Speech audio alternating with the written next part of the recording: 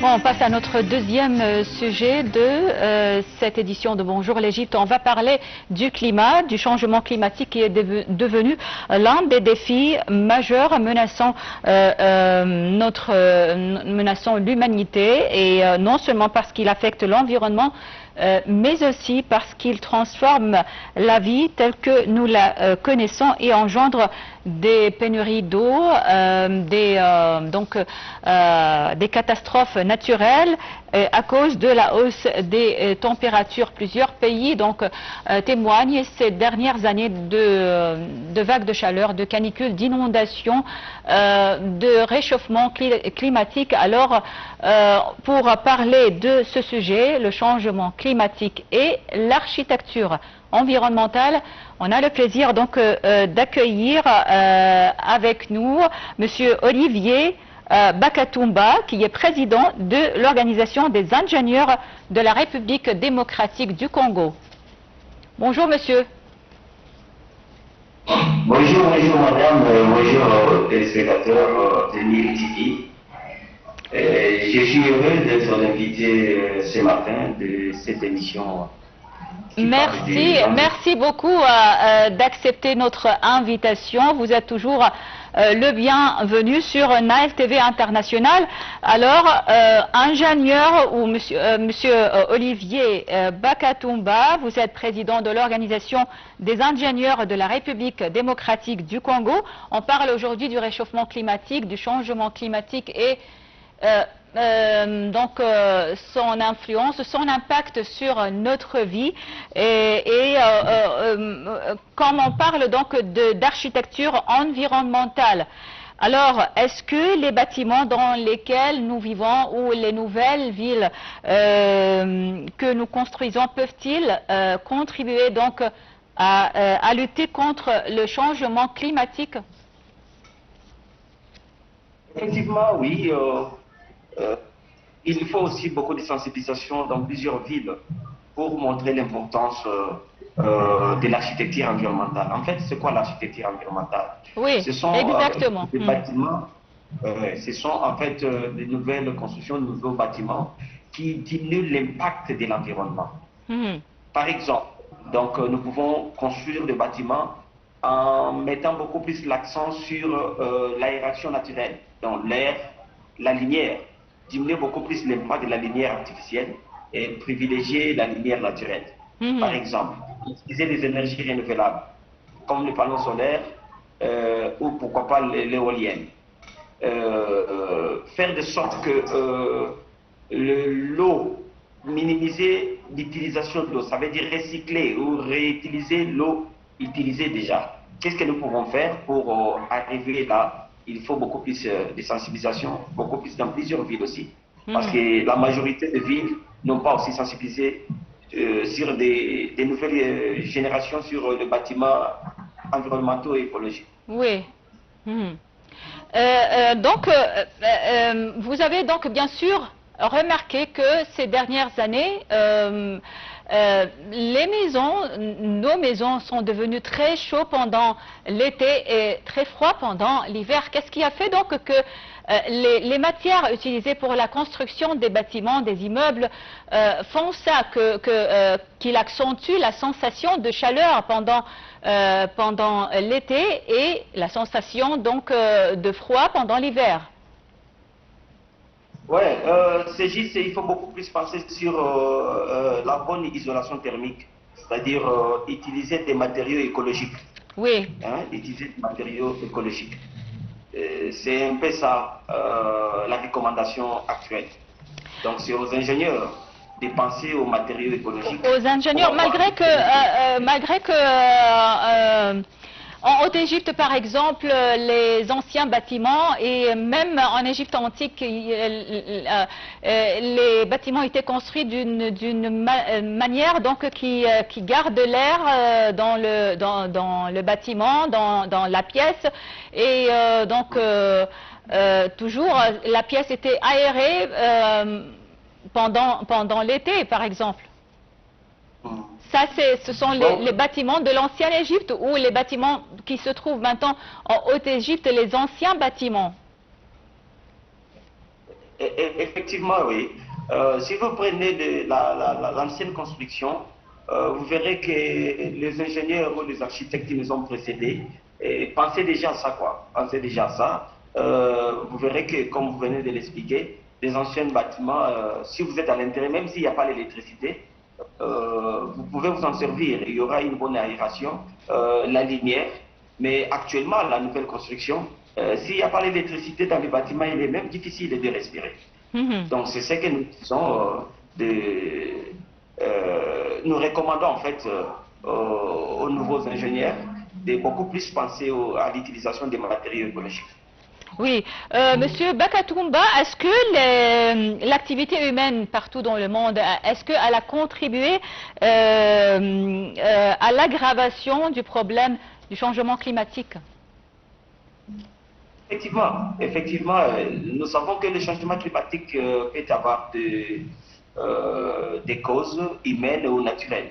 Mais ce que nous vivons aujourd'hui, c'est humain. Donc, l'utilisation annexée des énergies fossiles en est une cause aussi. La déforestation, l'agriculture passive sont des causes profondes des changements climatiques aujourd'hui. Donc, l'homme est à la base de ce que nous vivons aujourd'hui. Oui, et comme vous le savez, donc, ces activités humaines donc inacceptables se trouvent où on accuse donc la Chine, les États-Unis, les grandes puissances industrielles. Donc, ce sont elles qui ont donc aggravé le changement climatique ou le réchauffement climatique. Et ce sont les pays africains ou les pays en développement qui souffrent donc des effets de ce réchauffement climatique. Oui, effectivement, parce que ce sont des pays qui ont beaucoup plus une grande production industrielle. Quand nous parlons de la production industrielle, nous voyons aussi les émissions de gaz à effet de serre. Donc, les pays industrialisés, Chine, Inde aussi, pour ne pas le citer, les États-Unis, presque tous les pays développés. Aussi longtemps qu'il y avait déjà une solution, en commençant par donc l'accord de Paris 2015, oui. Ce sont des initiatives en fait de la communauté internationale. Mais en fait, ces initiatives ne sont pas suivies des actions concrètes en fait. Donc le pays riche ou les pays développés n'arrivent pas à appliquer, à mettre en pratique ce qui a été pris comme recommandation. C'est ce qui fait que l'homme lui-même est à la base de la création ou des réchauffements climatiques et l'homme ne veut pas être aussi la solution à ce qu'il a causé. Donc en même temps, on veut une chose, en même temps le contraire. Entre-temps, les conséquences sont plus graves que nous pouvons imaginer. Oui, et l'homme ou les États donc concernés par le réchauffement ou par les causes du réchauffement climatique refusent toujours de financer ou de respecter donc des décisions sur les financements des pays en développement ou des pays qui sont affectés ou impactés par ce réchauffement climatique. Ils refusent toujours, et malgré toutes ces COP, toutes ces conférences sur le climat, mais on n'arrive pas toujours à un accord sur le financement des indemnisations donc, pour ces pays pauvres, ces pays en développement qui souffrent du changement climatique.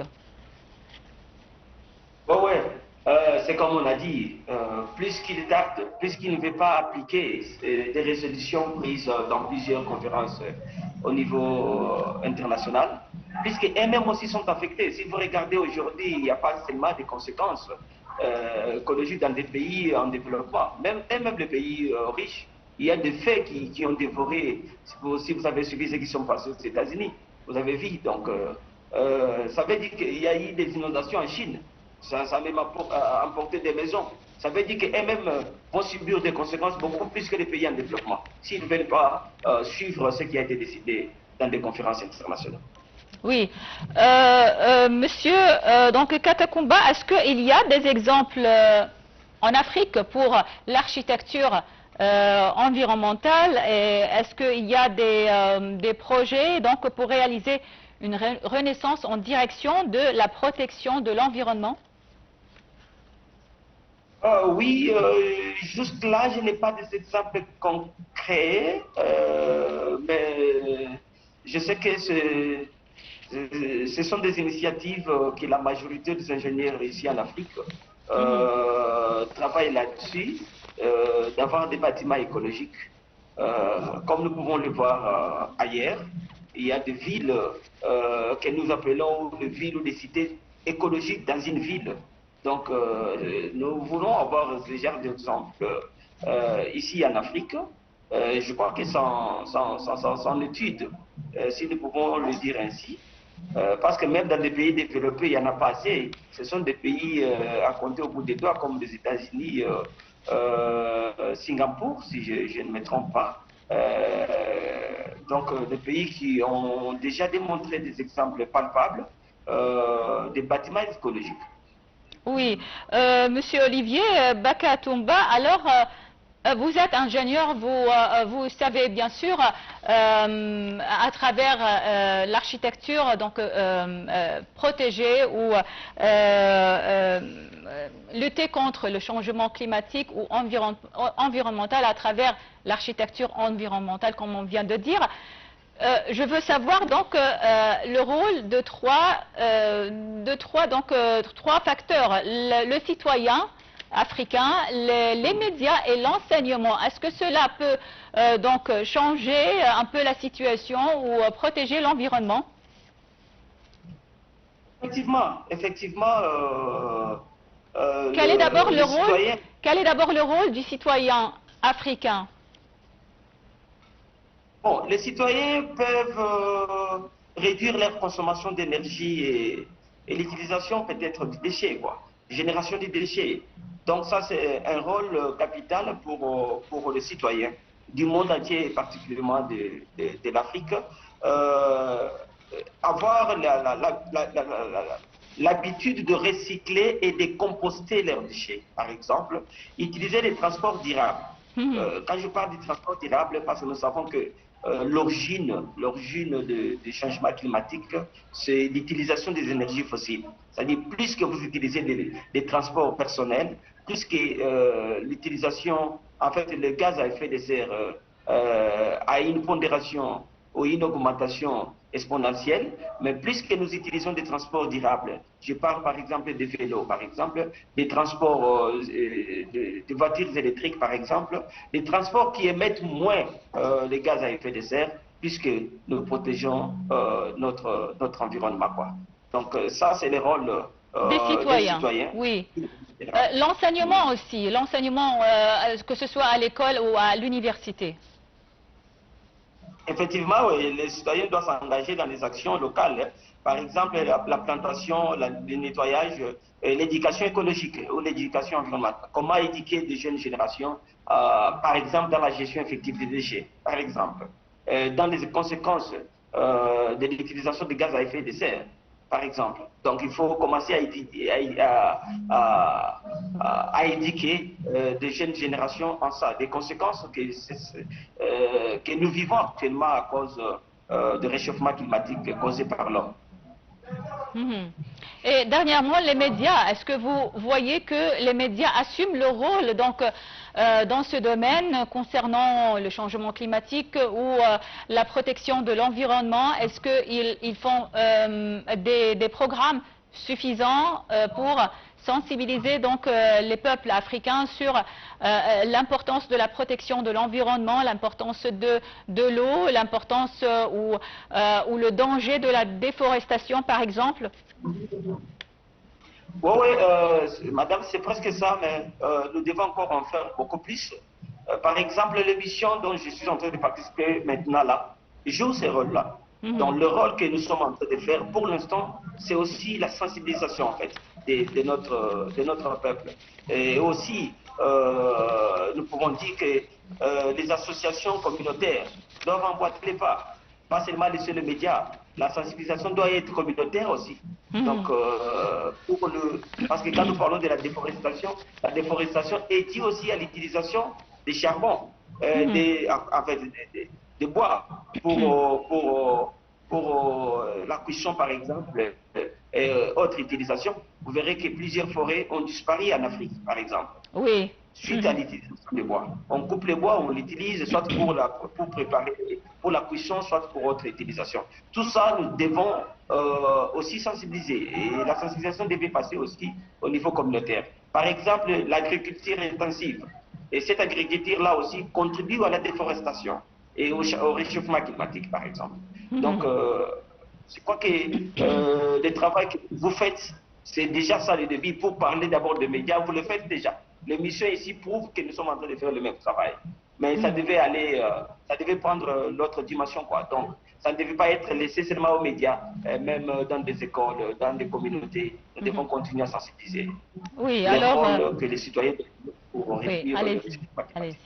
Alors, ingénieur Olivier Bakatumba Kouniema, merci beaucoup. Vous êtes président de l'Organisation des ingénieurs de la République démocratique du Congo. Merci beaucoup pour votre intervention et passez une excellente journée. Une courte pause et on revient pour la suite de Bonjour l'Égypte.